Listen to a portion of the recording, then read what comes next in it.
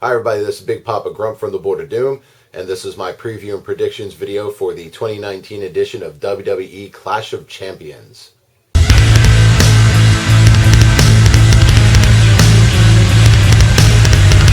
Okay, we're going to start with one of the few not title-related matches on the card. That would be Roman Reigns versus Erick Rowan in one of the weirdest plot lines ever. Doppelgangers and like car crashes, and there's all kinds of stuff falling over on people. It's just weird. I like the Erick Rowan part of it. You know, it's nice to see that he's actually going to get a chance to. He got a chance to cut a promo, so that's actually pretty cool. It was an odd one, but it still was nice to see them let him do it. I'm going to go with Roman here just because I just don't see them building Rowan as this monster that beats Reigns yet. Maybe they are, but I still think it's going to come down to Rowan and Bryan for some reason. So I'm going to go with Roman Reigns on the first match. Okay, for the WWE Women's Tag Team Championship, you have the champs Alexa Bliss and Nikki Cross versus Fire and Desire, Sonya Deville and Mandy Rose. I'm picking Fire and Desire to win the belts here. I don't know why, I just have a feeling they're going to put the belts on them. There's really been nothing in this storyline. Well, there's really been nothing in the storyline.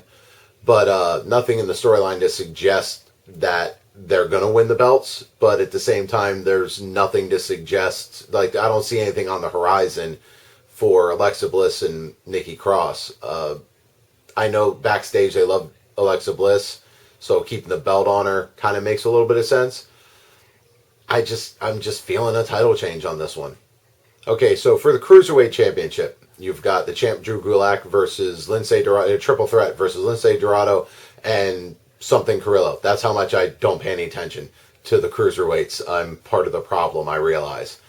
Gonna go with Drew Gulak just because why not?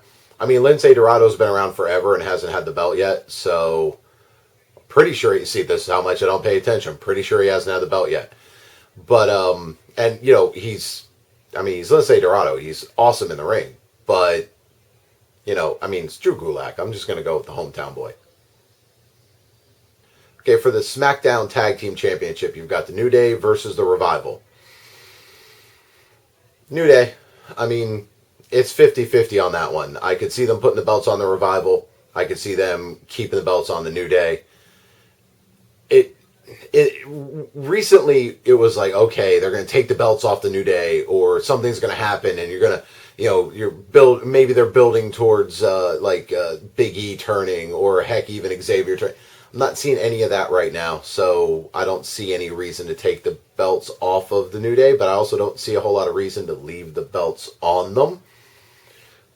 They haven't really focused really anything other than working the Revival in with Randy. So, but aside from that, just the New Day versus the Revival part of it, they haven't really done a lot with. So it's kind of a hard one to read. So I'm just gonna, you know, go with a like tie goes with a runner kind of thing and pick the New Day. For the Raw Tag Team Championship, you've got Seth Rollins and Braun Strowman, for reasons, defending against Dolph Ziggler and Bobby Roode.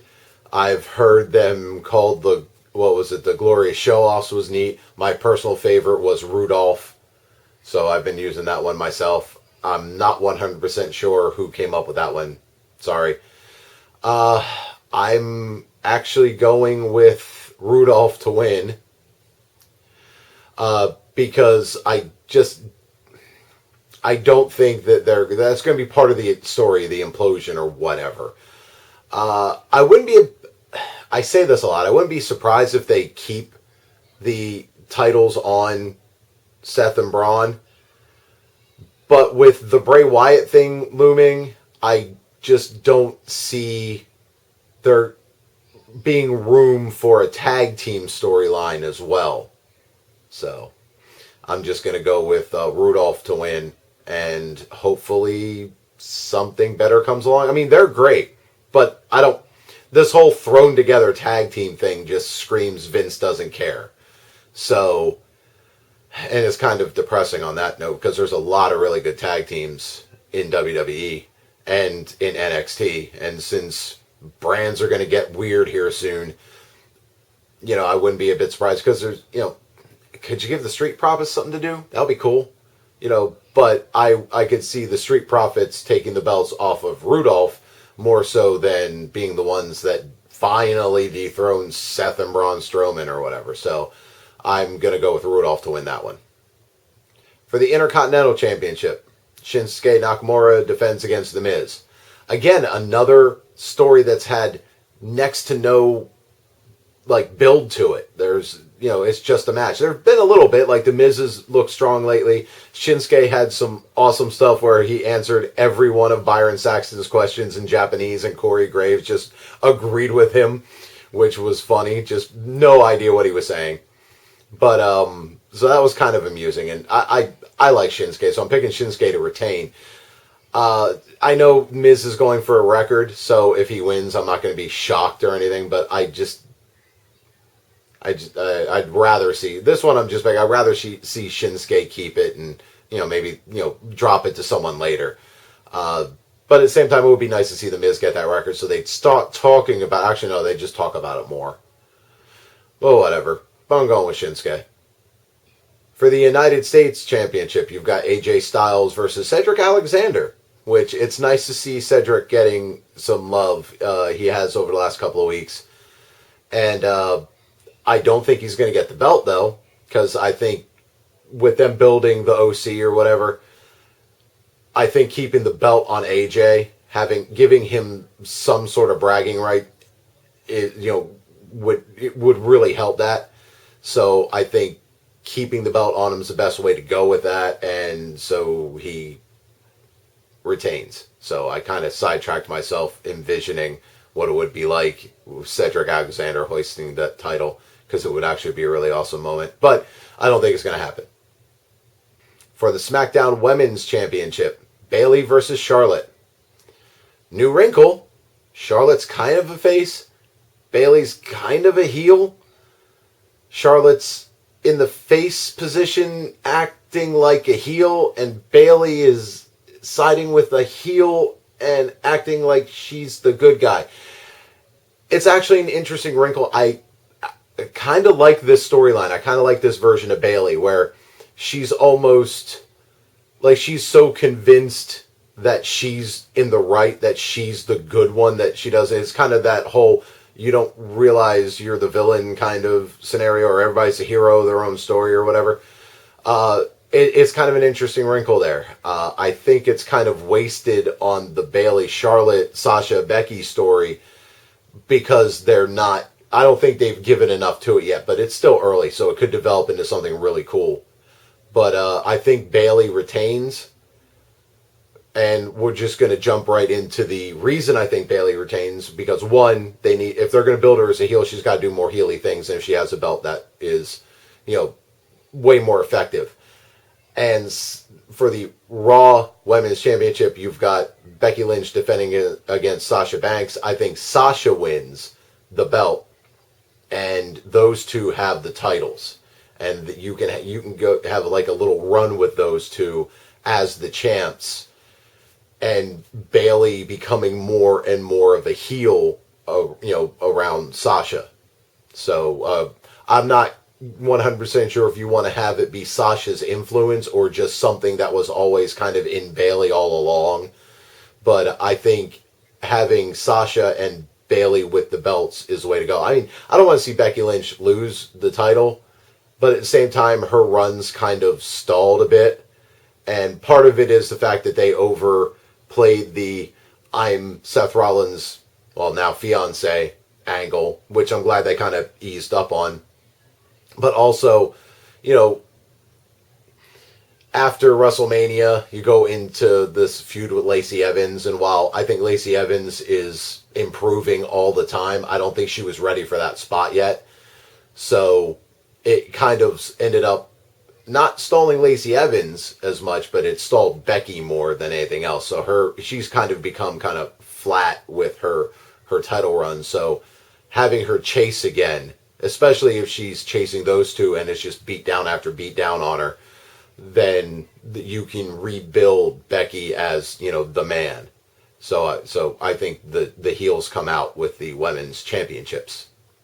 Which brings me to the World Heavyweight Championship match between Kofi Kingston defending against Randy Orton. I think Orton wins.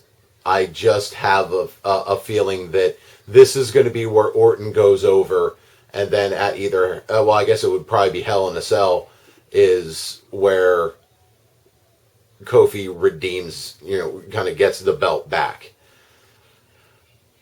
If Kofi wins, I don't really see anybody else, threatening to come after him right now. Nobody else is really in a position unless you want to send, because Elias just got hurt, so you're not going to send him. I mean, you could send Shane after him. Why not? I mean, that's about the only thing Shane hasn't done so far. But yeah, so I think that it's going to be Kofi and Randy for a little longer while they build someone else to take either Kofi or Randy's spot, depending on how long they want to put the title on Randy. So, but yeah, I think Randy gets the win.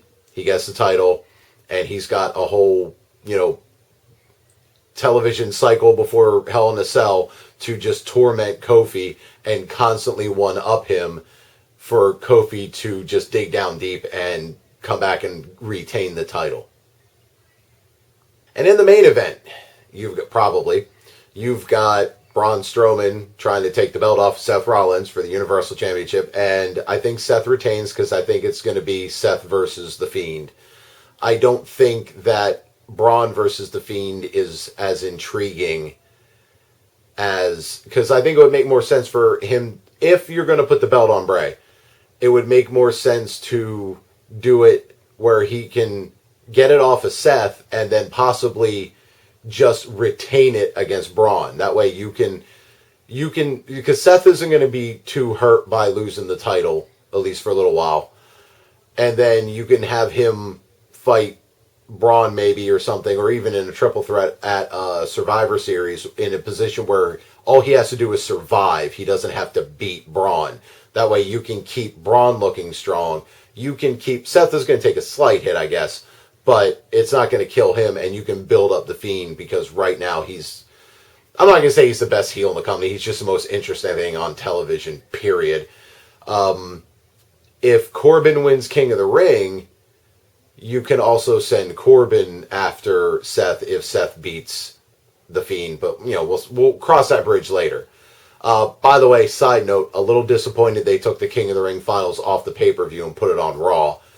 I guess I don't know if they wrote themselves into a corner or the Elias injury or whatever actually made a difference. I don't know. Maybe they don't want to put Chad Gable on a pay-per-view. I don't know. So I have a feeling it's to make room for the AJ Cedric match, but, it would have been nice to see that on there. We could have had Roman versus Rowan on SmackDown or something. Okay, so those were my predictions. As usual, I'm going to have the current standings and the obligatory picture of the Board of Doom with the picks on it, as well as scrolling with music to text with everybody else's picks.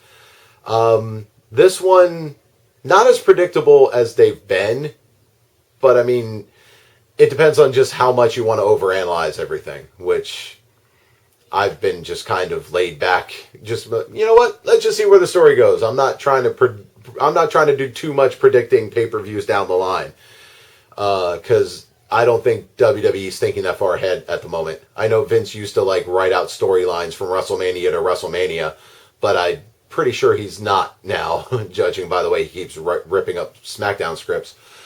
But yeah, so hopefully it's going to be another fun one, because the pay-per-views have been pretty good of late, so no real complaints. And plus they're gearing up for the Wednesday Night Wars, so they're hopefully putting their best feet forward. So I've been Big Papa Grump. This has been the Board of Doom, and I will catch you next time.